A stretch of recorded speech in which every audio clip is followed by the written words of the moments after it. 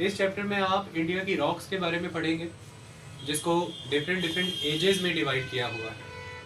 इसमें से सबसे पुरानी एज की अगर आप बात करेंगे रॉक्स के मामले में, तो आर्कियन एजेस नज़र आएंगी, उसके बाद पुराना एजेस नज़र आ जाएंगी, फिर धीरे धीरे द्रविडियन एज, और फिर आप रिसेंट एजेस तक आ जाएंगे। ऐसे में आप अलग अलग रॉक्स को पढ़ेंगे, जिसमें धारवाड़ रॉक सिस्टम आ जाएगा, कुडप्पा रॉक सिस्टम आ जाएगा, द्रविडियन रॉक सिस्टम आ जाएगा, गोंदवाना रॉक सिस्टम आ जाएगा।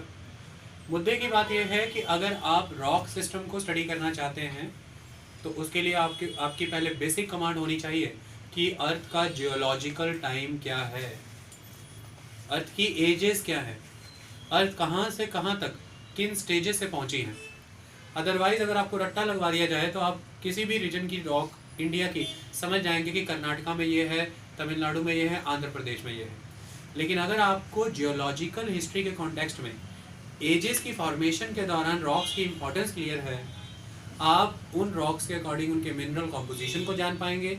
अगर आपको मिनरल कॉम्पोजिशंस का पता है, आप आने वाले दिन में उसके अंदर के न्यूट्रिशन को समझ पाएंगे, और उस न्यूट्रिशन के बेसिस पे ही आप उस पर्टिकुलर रीजन में होने वाली क्रॉप्स को समझ पाएंगे, आप इंडिया की सॉइल्स को समझ पाएंगे। तो आगे आने वाले समय में इंडियन ज्योग्राफी के जितने भी चैप्टर हैं, चाहे वो फिजियोग्राफिक डिवीजन ऑफ इंडिया है जिसमें आपको हिमालयस पढ़ना है, आपको पेनिनसुलर प्लेट्यू पढ़ना है, ग्रेट प्लेन पढ़ना है, कोस्ट पढ़ने और आइलैंड पढ़ने हैं, उन सबको समझने के लिए आपको उनकी रॉक्स को समझना होगा, और रॉक्स को समझने के लिए इंडिया का जियोलॉजिकल एजेस को समझना होगा। This is very important. Second important aspect ये आ जाता है कि अगर आप इंडिया की सॉइल्स को पढ़ना चाहते हैं तो किस रीजन में कौन सी सॉइल्स है, तो 8 मेजर टाइप ऑफ सॉइल्स हैं। उन 8 मेजर टाइप ऑफ सॉइल्स को समझने के लिए भी आपको भारत की इन रॉक्स को, और उन रॉक्स को समझने के लिए आपको अर्थ की जियोलॉजिकल हिस्ट्री को समझना पड़ेगा। अगर मैं डायरेक्ट डी आर कुल्लर का लेक्चर दूं तो उसके लिए ये लेक्चर उतना इंपॉर्टेंट नहीं, लेकिन अगर आप यूपीएससी कोई भी स्टेट के पीसीएस एग्जाम और कोई भी कॉम्पिटेटिव एग्जाम को देखें तो यहाँ से बहुत से क्वेश्चन आते हैं। अगर आप कंसेप्ट बिल्डिंग करना चाहते हैं तो ये लेक्चर आपको लगाना ज़रूरी है, और इसी से आपके आगे आने वाले समय में कंसेप्चुअल और थ्योरेटिकल क्वेश्चन भी सॉल्व हो जाएंगे। चलिए ज़्यादा बातें ना करते हुए लेक्चर स्टार्ट करते हैं। आपको पर्पस समझ आ चुका है कि इस लेक्चर का पर्पस क्या है। टॉपिक का नाम है जियोलॉजिकल स्ट्रक्चर ऑफ इंडिया, जो पार्ट 1 आज चलेगा, तो पार्ट 2 में कल फाइनल होगा। जो हम आज टॉपिक कवर करने जा रहे हैं उसका नाम है एजेस ऑफ द अर्थ और द जियोलॉजिकल टाइम स्केल। इसको हम कहते हैं द जियोलॉजिकल टाइम स्केल। अब सबसे इंपॉर्टेंट वर्ड आ जाता है यहाँ पर, जियोलॉजिकल वर्ड मैं बार बार यूज कर रहा हूँ, तो मतलब क्या है, मैं करना क्या चाहता हूँ, मैं जियोलॉजी की स्टडी करना चाहता हूँ। जियोलॉजी की स्टडी क्यों करना चाहते हैं आप? जिस अर्थ पर आप आज खड़े हैं, ये अर्थ का जो सरफेस आपको नज़र आ रहा है, इसके ऊपर डिफरेंट रिलीफ फीचर्स नज़र आते हैं। जब आप बात ज्योग्राफी की करते हैं तो उसमें रिलीफ वर्ड का मीनिंग टोटल डिफरेंट है। रिलीफ वर्ड का मीनिंग है it is the altitude, it is the height, और it is the distance between the low and the high points. तो जब आप गंगा के मैदान की बात करते हैं कि इट इज़ अ रिलीफलेस प्लेन, तो मतलब वहाँ पे कोई हाई एंड लो पॉइंट्स उस लेवल पे बनते नहीं, तो इस वजह से किसी तरह की कोई हाइट फॉर्मेशन भी नहीं होती है। तो this is the definition of relief. Relief क्या होता है? लो एंड हाई पॉइंट के बीच का जो अल्टीट्यूड है, जो हाइट है, दैट इज़ रिलीफ। तो हम जब कहते हैं कि उस पर्टिकुलर एरिया के रिलीफ फीचर्स बहुत स्ट्रॉन्ग हैं, तो मतलब लो एंड हाइज बहुत स्ट्रॉन्ग है, ये इंपॉर्टेंट है। तो ये जो सरफेस की टोपोग्राफी है, रिलीफ फीचर्स है, इसको समझना चाहते हैं, इनके मिनरल कंटेंट को समझना चाहते हैं, इसके लिए इनके बीनीथ, सरफेस के नीचे जो रॉक्स हैं वो समझने आपको बहुत ज़रूरी है। और अगर इन रॉक्स को आप समझना चाहते हैं तो अल्टीमेटली आप समझना चाहते हैं अर्थ की क्रस्ट को।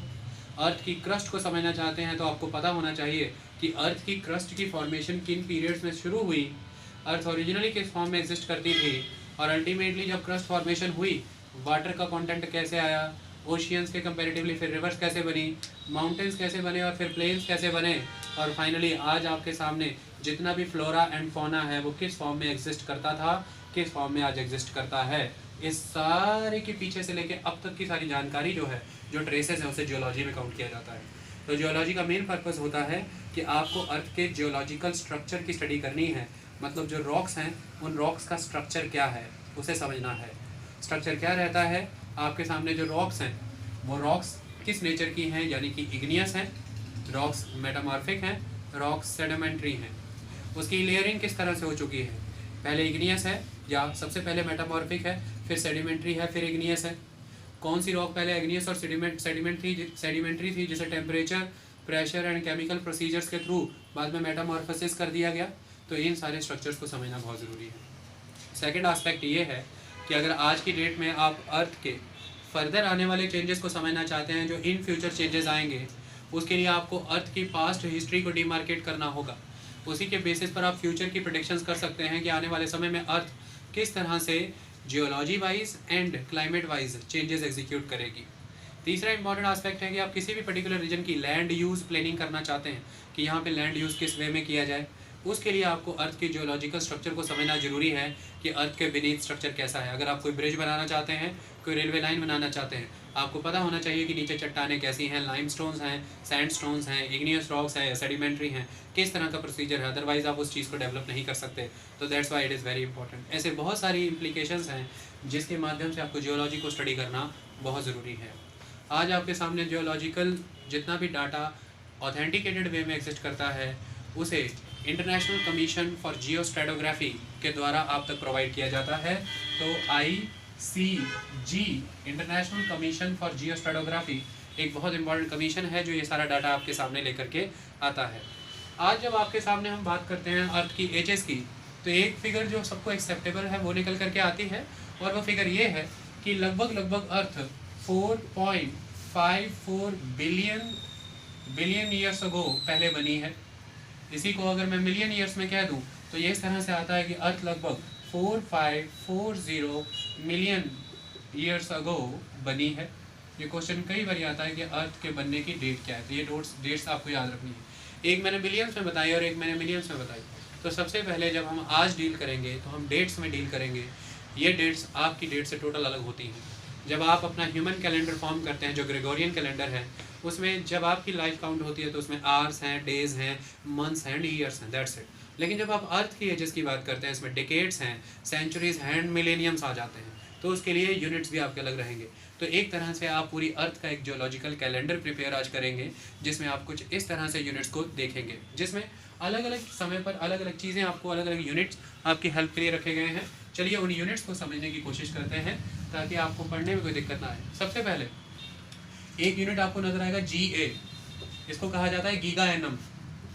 इट इज़ गीगा एनम, और इसकी संख्या अगर आप लिखना चाहते हैं तो गीगा एनम 100, देन 1 2 3 4 5 6 7, तो 100 करोड़ के अराउंड इसकी संख्या पहुंचती है। ये गीगा एनम है।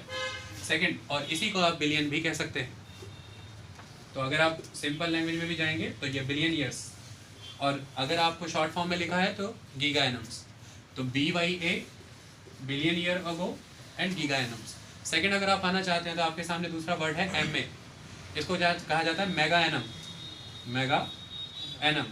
और अगर आप मेगा एनम की बात करना चाहते हैं तो ये मिलियन में आता है 10, देन 00000, तो ये आपके सामने मिलियन के फॉर्म में आ जाता है। तो इसको आप मिलियन ईयर्स अगो भी कह सकते हैं। तीसरा, अगर आप देखना चाहते हैं तो KA, इसको कहा जाता है किलो एनम। अगर आप इसको काउंट करना चाहते हैं तो किलो KA, किलो एनम आपके सामने आ जाता है 1000 की फॉर्म में, और आप इसको कह सकते हैं 1000 ईयर्स अगो। Clear concept? तो ये सारा कंसेप्ट आपके सामने एग्जिस्ट करता है। इस तरह के वर्ड यूज़ किए जाएंगे, giga annum, million, mega annum and kilo annum, जिसको हम सिंप्लीफाई करते हैं। और आज हम सिर्फ और सिर्फ बिलियन एंड मिलियंस की फिगर्स को यूज़ करेंगे।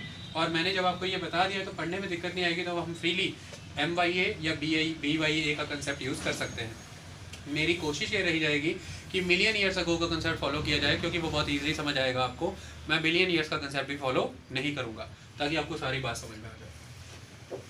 इसी के बेसिस पर चलते हैं। तो अब आपके सामने मैंने एक कंसेप्ट ला करके रख दिया है कि लगभग अगर राउंड फिगर लेनी है तो 4600 MYA मिलियन ईयर्स अगो, और अगर एग्जैक्ट फिगर लेनी है तो 4540 मिलियन ईयर्स अगो पहले अर्थ एग्जिस्टेंस में आई थी, अर्थ बना था। अर्थ किस तरह से एग्जिस्टेंस में आई थी? शुरुआत में अगर देखें तो अर्थ एक हॉट गैसियस फॉर्मेशन था। तो गैस की बनी हुई फॉर्मेशन थी। गैस की स्टेट से ये चेंज होती है, धीरे धीरे अर्थ का कूलिंग स्टार्ट होती है, और जैसे जैसे अर्थ कूल होती है तो ये गैस से लिक्विड में कन्वर्ट होती है। जैसे जैसे कूलिंग होती है तो अर्थ लिक्विड से सॉलिड में कन्वर्ट होती है। इसी वजह से अगर आज की डेट में देखें तो अर्थ अगर एक गोले की तरह मैं देखूं, जो आग का धधकता गोल गैस का गोला है, तो ये जब धीरे धीरे ठंडी हो रही है तो ये प्रमाणित बात है कि ये सबसे पहले अपनी आउटर लेयर से ठंडी होगी, क्योंकि सबसे पहले हीट रेडिएशन आउटर लेयर से होता है। यही कारण है कि आज आउटर लेयर सॉलिड क्रस्ट की फॉर्म में एग्जिस्ट करता है, उससे इंटरनल मेंटल वाला लेयर जो है वो सेमी मोल्टन स्टेट में एग्जिस्ट करता है, और उससे इंटरनल जो कोर है वो गैशियस फॉर्म में एग्जिस्ट कर रहा है, जिसे निकल एंड फेरस निफे कहा जाता है। तो अर्थ का कोर कहीं ना कहीं गैस, उसके ऊपर की लेयर्स कहीं ना कहीं सेमी मोल्टन स्टेट में, जिसे हम मेंटल कहते हैं, और उसकी अपर लेयर जो आज जिस पर आप खड़े हैं तो that is crust, that is in the solid space. तो गैस, लिक्विड, सॉलिड क्या एक सिस्टम ग्रेडियंट आपको अर्थ के कोर में जाने से मिल जाएगा, और यहीं से प्रमाणित मिलता है कि अर्थ के आउटर लेयर धीरे धीरे कूलिफिकेशन। जब आउटर लेयर ठंडी हो रही है, पहले वो गैस थी, फिर सॉलिड थी, लिक्विड थी, तो जब वो ठंडी होगी, नेचुरल सी बात है, कोई पानी वाली चीज़ आप रख दीजिए किसी टेबल पे या किसी पे, वो फैली है, जब वो धीरे धीरे कंसनट्रेट होकर सूखेगी तो वो धीरे धीरे आपस में जुड़ने लग जाएगी, एक्यूमुलेशन होना स्टार्ट हो जाएगा, इसे एक्रेशन कहते हैं। इस प्रोसेस में बड़ी स्ट्रांगली प्रेशर एक्सर्ट होगा। जब प्रेशर एक्सर्ट होगा तो टेम्परेचर बढ़ेगा, because pressure is directly proportional to temperature, और जब प्रेशर एंड टेम्परेचर का इतना दबाव आएगा तो अर्थ की आउटर लेयर जो क्रस्ट है उसकी रॉक्स की नेचर में चेंज आने लग जाएगा, एटम टू एटम वेरिएशन आ जाएगा, इसे कहते हैं मेटामॉर्फोसिज्म। तो मेटामॉर्फिक रॉक्स आपको एग्जिस्टेंस में नजर आएंगी। ये इंपॉर्टेंट एस्पेक्ट है, ये कल के लेक्चर का आधार बनेगा, आज बस आप लेक्चर इस पर समझते जाइए। जब आपके सामने मैंने यह तथ्य रख दिया है कि अर्थ 4540 मिलियन ईयर्स अगो बने, अर्थ का ये प्रोसीजर रहा, गैस से लिक्विड, लिक्विड से सॉलिड की फॉर्म में आ रही है, तो ऐसे में अब ये भी प्रमाणित करना जरूरी है कि यह कैसे सिद्ध हुआ कि अर्थ 4600 मिलियन ईयर्स अगो पहले बनी। चलिए इसको सिद्ध करते हैं, प्रमाणित करते हैं। इसके अलग अलग तरीके हैं और यह प्रमाणिकता आपके सामने आएगी। मेथड 100% कंप्लीट और फ्रूटफुल मेथड नहीं है, और अब अगर साइंस के स्टूडेंट हैं तो आप एक बात जान लीजिए कि साइंस में कुछ भी एब्सोल्यूट नहीं होता, हर चीज़ एक कंटिन्यूअस एफर्ट्स का रिजल्ट होती है और उसी फॉर्म में आपके सामने आती है।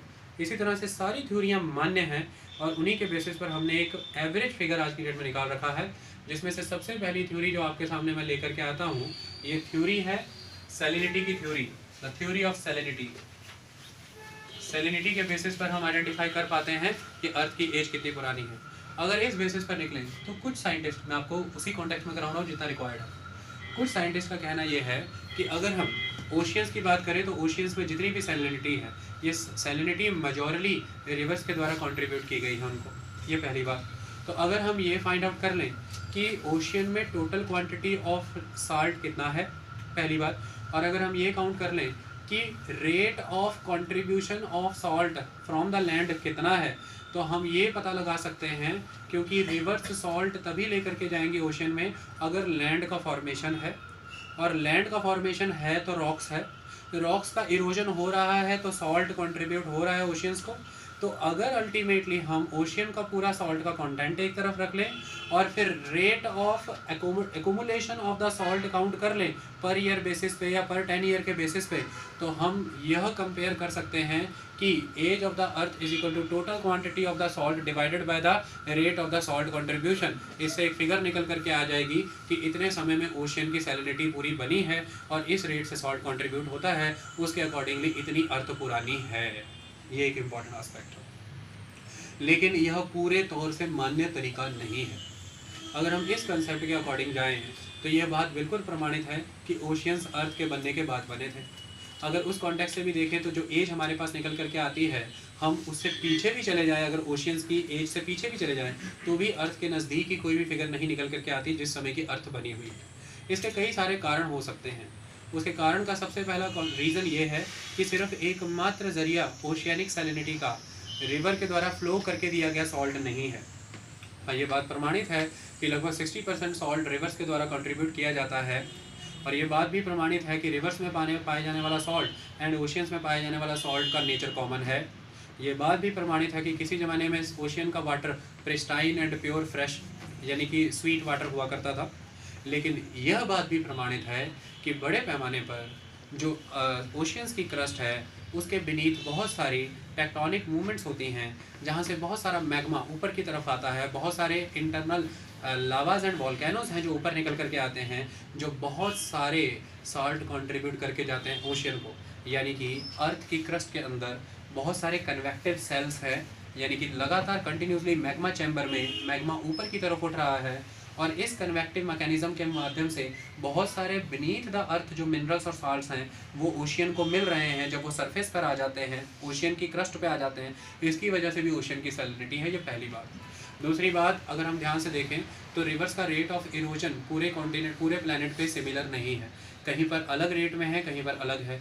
फिर तीसरा, अगर हम देखें तो रिवर्स हर जगह पर इक्वली एग्जिस्ट नहीं कर रही हैं, रॉक्स का भी इक्वल नेचर नहीं है, और रॉक की फॉर्मेशन अर्थ पर अलग अलग टाइम पर हुई है। इस माध्यम से देखें तो ये तरीका हमें उतना सटीक नहीं लगता, पर फिर भी यह एक तरीका है रिलेटिवली यह पता लगाने का कि लगभग ओशियंस कितने समय पहले एग्जिस्टेंस में आए होंगे। जब हमने यह पता लगा लिया कि ओशियंस में कितना क्वांटिटी ऑफ सॉल्ट है और किस रेट के साथ क्वांटिटी ऑफ सॉल्ट फॉल कर रहा है, इसमें चैलेंजेस हैं। यह पता लगाना मुश्किल है कि एक्चुअल में सॉल्ट कितना है, इसकी मेजरमेंट करना डिफिकल्ट है। कहीं कहीं पर सॉल्ट की क्वांटिटी बहुत ज़्यादा है, कहीं कहीं पर कम है, लेकिन फिर भी किसी हद तक हम कंक्लूजन पर पहुँचते हैं कि ओशियंस का समय कितना है। यह एक थ्योरी। अगर हम सैलिनिटी के अलावा दूसरी थ्योरी पर चले जाएँ तो आपसे अगर पूछा जाए कि एज ऑफ द अर्थ पता लगाने के लिए एक थ्योरी ऑफ सैलिनिटी है, तो yes, there is a theory of salinity, आपको उस पर टिक करना है। सेकंड एस्पेक्ट है, second important aspect, rate of deposition. एक इम्पॉर्टेंट एस्पेक्ट है। अगर हम डिपोजिशन की थ्योरी के अकॉर्डिंग चलें तो हमें इजिप्ट से 1854 के अराउंड एक स्कल्पचर मिलता है जिसे रामसेस का स्कल्पचर कहते हैं। जब ये स्कल्पचर हमें मिला तो हमें ये स्कल्पचर लगभग 9 फुट गहरा डूबा हुआ मिला, यानी कि इसके ऊपर 9 फुट की सेडिमेंट्स की लेयर चढ़ चुकी थी। तो ये हम जो थ्योरी कर रहे हैं ये सेडिमेंट डिपोजिशन थ्योरी है।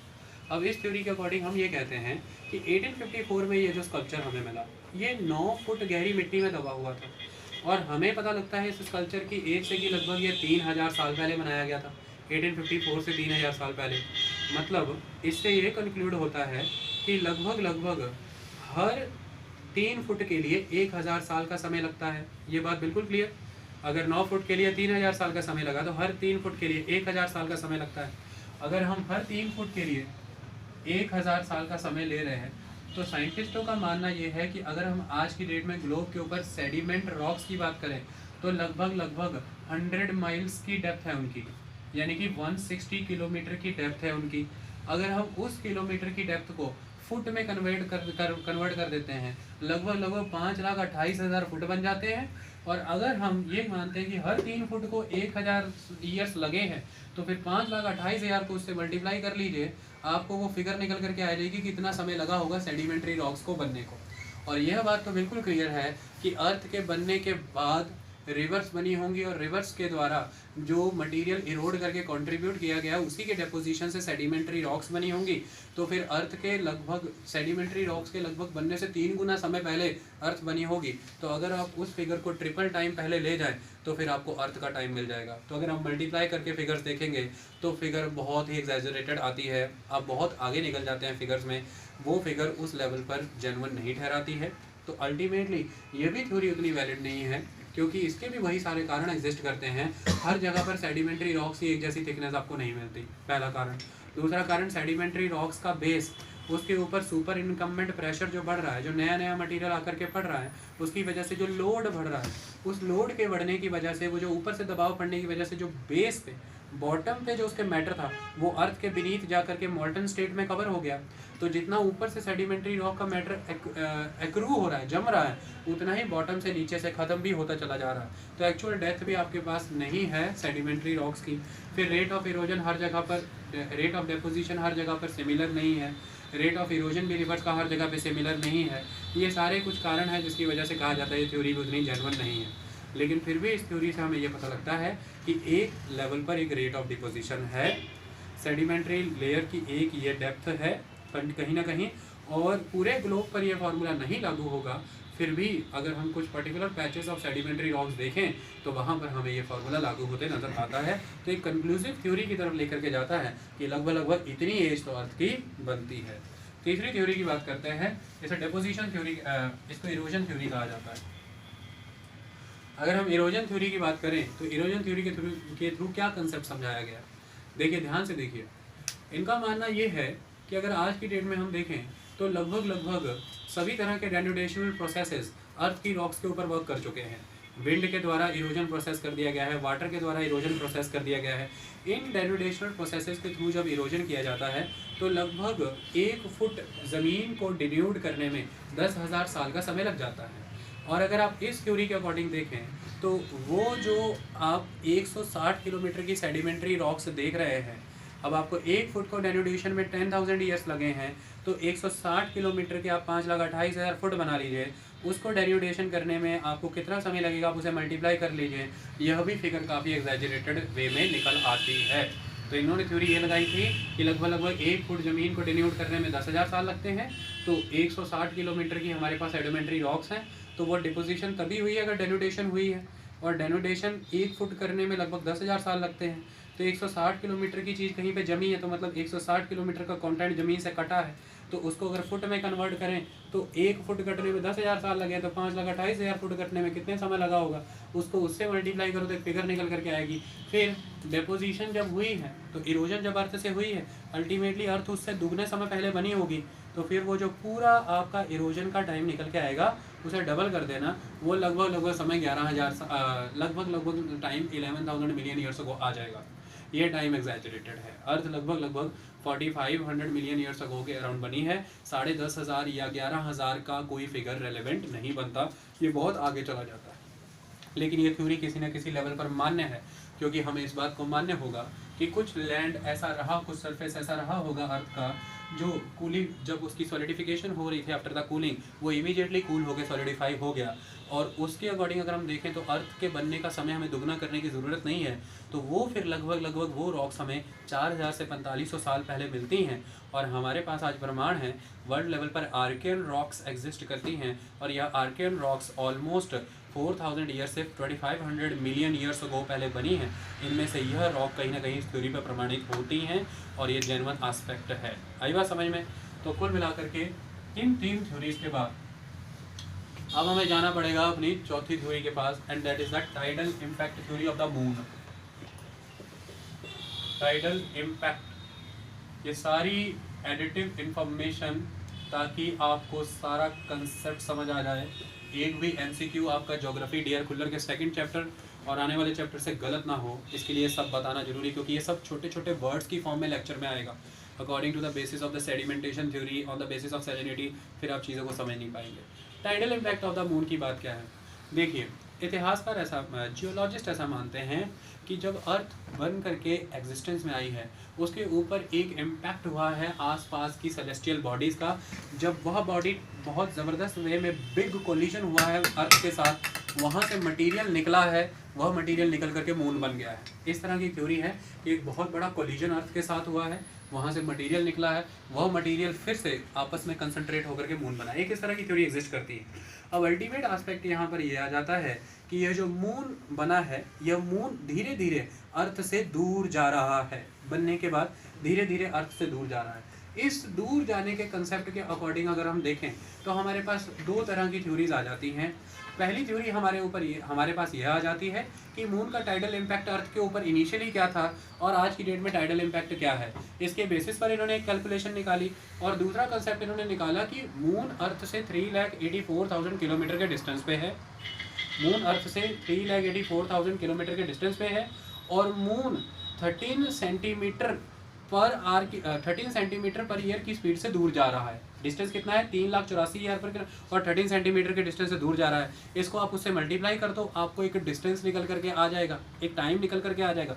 तो मून बना है जब अर्थ बनी है। मून कब बना है? जो अर्थ के बनने का समय है वही किसका बनने का समय है? मून का बनने का समय है। इस बात को आप ऑलवेज याद रखना, जो अर्थ बनने का समय है वही मून बनने का समय है। तो अल्टीमेटली अगर हमें यह पता लग गया कि मून अर्थ से बन करके आज जिस डिस्टेंस पे खड़ा है, पहले वो डिस्टेंस, और दूसरा मून के अर्थ से दूर जाने का रेट ऑफ डिस्टेंस क्या था, किस स्पीड से वो दूर जा रहा है, अगर ये निकाल लिया तो हम उसे डिस्टेंस से मल्टीप्लाई कर देंगे तो हम टाइम निकाल लेंगे कि ये इतने टाइम में दूर आया है, और वो टाइम निकाल लेंगे तो अर्थ का टाइम आ जाएगा। इसके बेसिस पर इन्होंने टाइम कैलकुलेट करने की कोशिश की है, और ये लगभग उस टाइम को रीच कर गए हैं जो टाइम रेडियोमेट्रिक थ्योरी से काउंट होता है। तो यह भी एक टाइम है। अब आपके सामने आ जाती है cooling theory of the kelvin. ये 5वीं टाइडल इम्पैक्ट वाली थ्योरी समझ आई। एक चीज़ आपसे ही जस्ट निकली है, उसी समय आप बने और वो दूसरी चीज़ बनी है, वो आज आपसे इतने डिस्टेंस पे खड़ी है, और उसकी आपको पर किलोमीटर पर आवर के हिसाब से स्पीड बता दी जाएगी। तो अगर आप इससे उसको मल्टीप्लाई करेंगे तो आप एक्चुअली में टाइम बता देंगे कि वो कितने टाइम में आपसे दूर गई। क्लियर। अब सेकेंड एस्पेक्ट हम देखें, पांचवा कंसेप्ट यहाँ पर समझने का प्रयास करें तो ये है कूलिंग थ्योरी। कूलिंग थ्योरी और सॉलिडिफिकेशन थ्योरी केल्विन की थ्योरी है। केल्विन की थ्योरी का कंसेप्ट यहाँ पर बेस है। केल्विन क्या करता है कि तीन चीज़ों को ध्यान में रखता है। एक, क्रस्ट से कोर की तरफ जो टेम्परेचर का ग्रेडियंट है।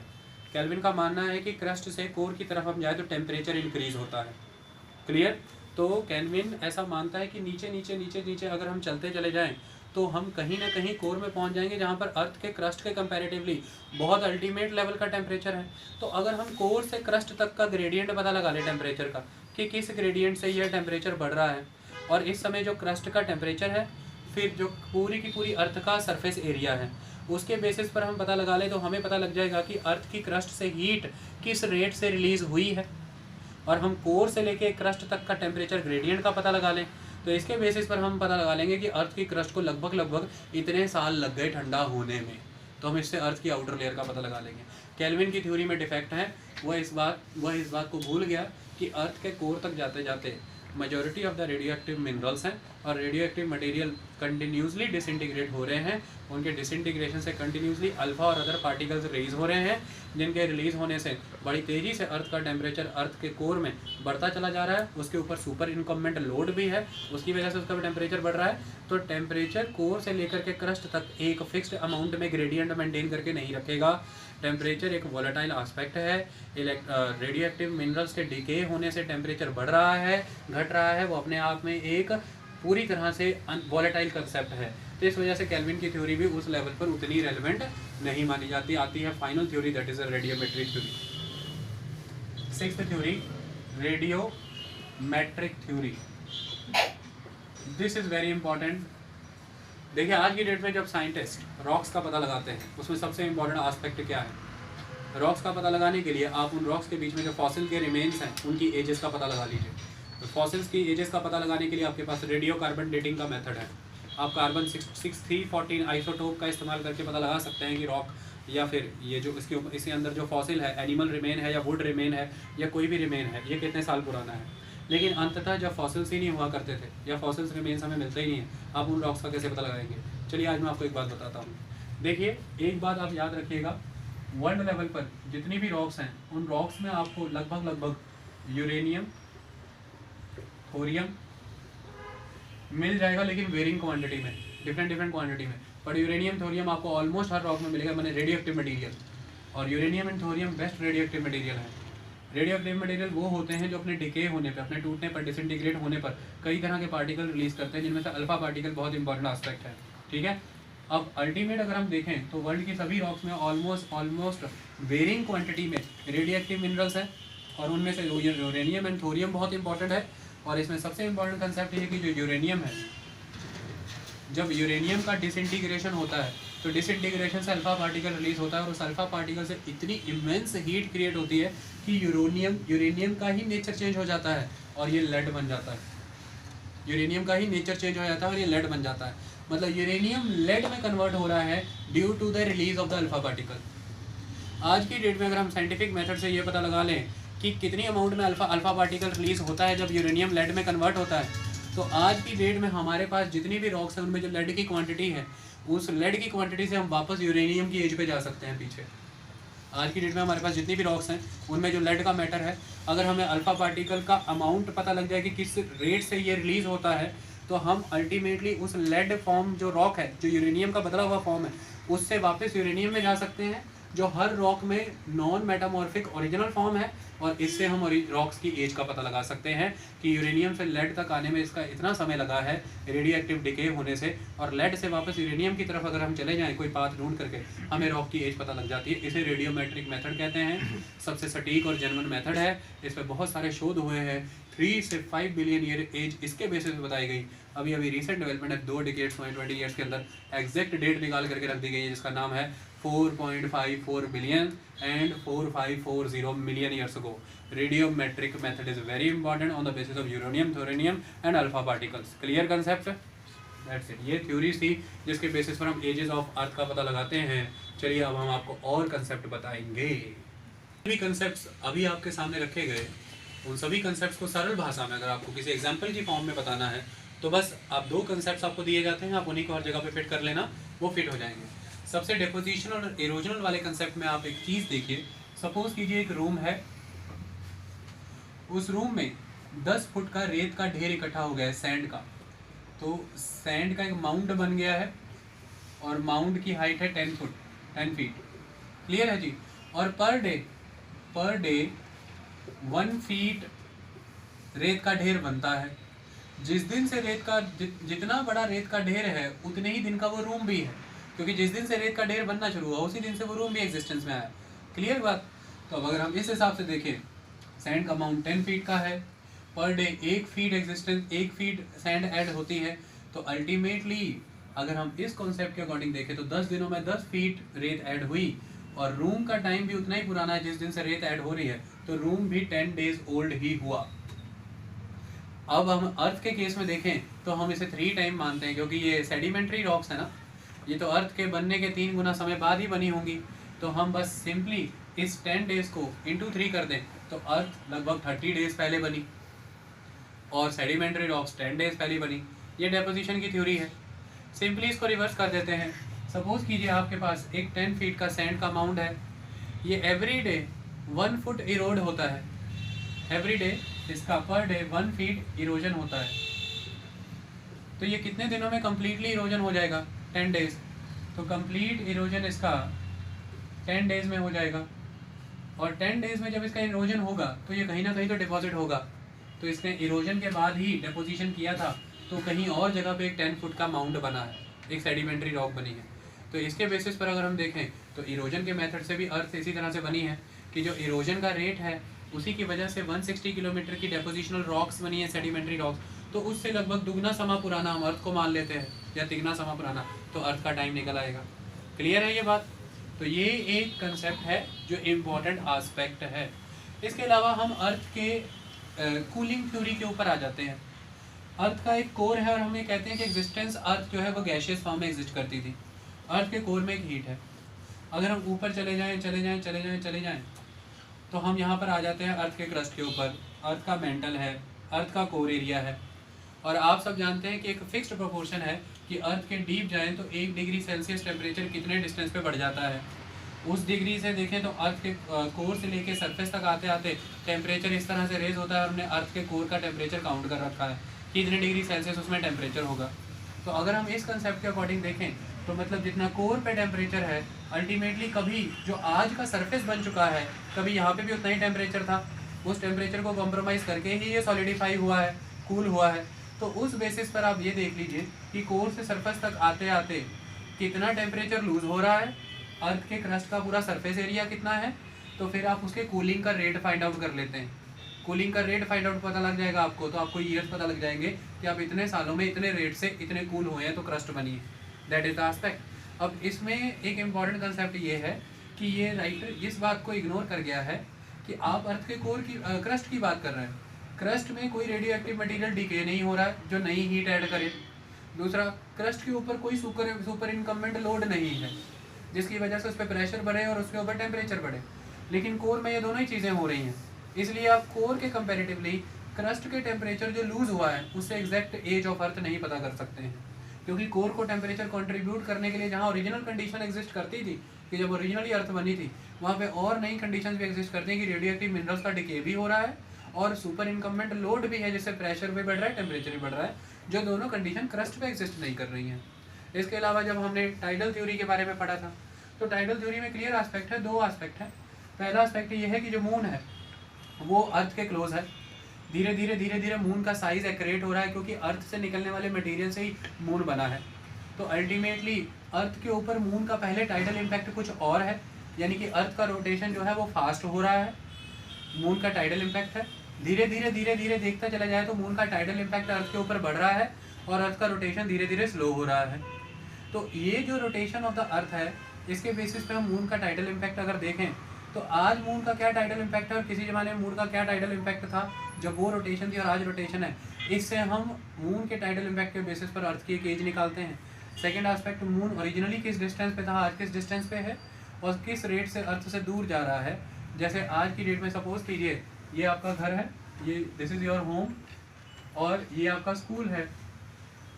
आपका होम से आपका स्कूल 100 किलोमीटर की डिस्टेंस के ऊपर है और आप 10 किलोमीटर पर आवर की स्पीड से चल रहे हैं, तो आप कितनी देर में अपने स्कूल पहुंचेंगे? आंसर करिए। 10 क्या? तो आप 10 आवर्स में पहुंचेंगे। तो स्कूल से आपका घर कितनी पीछे है? 10 आवर्स। और सपोज कीजिए जिस दिन आपने स्कूल जाना शुरू किया था उसी समय उसी पॉइंट पे आपका घर बना था, तो आपका घर कितने समय पहले बना है? 10 घंटे पहले। तो इसी बेसिस पे मून से अर्थ का जो डिस्टेंस है वो हमें पता है, मून अर्थ से किस रेट से दूर जा रहा है वो हमने फाइंड आउट किया, और जब हम उसके बेसिस पे देखा तो हमने देखा कि मून इस समय कितना समय लेकर के अर्थ से दूर आया, और मून जब बना है तभी अर्थ बनी है, ये हमें पता है। तो जितना समय लेके मून अर्थ से दूर आया अल्टीमेटली उतने ही समय पहले अर्थ बनी थी। ये कंसेप्ट क्लियर? तो इसी तरह की थ्योरीज आपको बताई हैं, बस ये सारे मेथड हैं जिनमें सबसे रेलिवेंट था रेडियोमेट्रिक मेथड, जो मैंने आपको बताया कैसे रेडियो एक्टिव रॉक्स डिके होती हैं, अल्फा पार्टिकल्स रिलीज होते हैं और हीट की वजह से रेडियो एक्टिव मिनरल्स का मेटामॉर्फोसिस होता है और वो यूरेनियम लेड में कन्वर्ट होता है। तो आज की डेट में आपके पास जितनी भी वर्ल्ड की रॉक्स में लेड की जो क्वांटिटी है उससे वापस ट्रेस करते जाए तो आपको यूरेनियम का फॉर्म पता लग जाएगा जो ओरिजिनल फॉर्म एग्जिस्ट कर रहा था रेडियो एक्टिव। तो आप रॉक की एज पता लगा लेते हैं, इससे हम specific and absolute age of the rocks पता लगा पाते हैं। आई बात समझ में? और अनदर एस्पेक्ट है फॉसिल्स। तो फॉसिल्स की थ्योरी जब फॉसिल्स आएंगे तब करते हैं। ये इतनी बात क्लियर? चलिए अब इस बेसिस पे हम अर्थ की एजेस को लिखते हैं, पता लगाते हैं। देखिए ध्यान रखिएगा, मैं बहुत ही सिंप्लीफाइड वर्जन में वो कराऊंगा जिससे सिर्फ आपके पर्पस सॉल्व हों। इसमें बहुत सारे कन्फ्यूजन्स हैं हर जगह पर।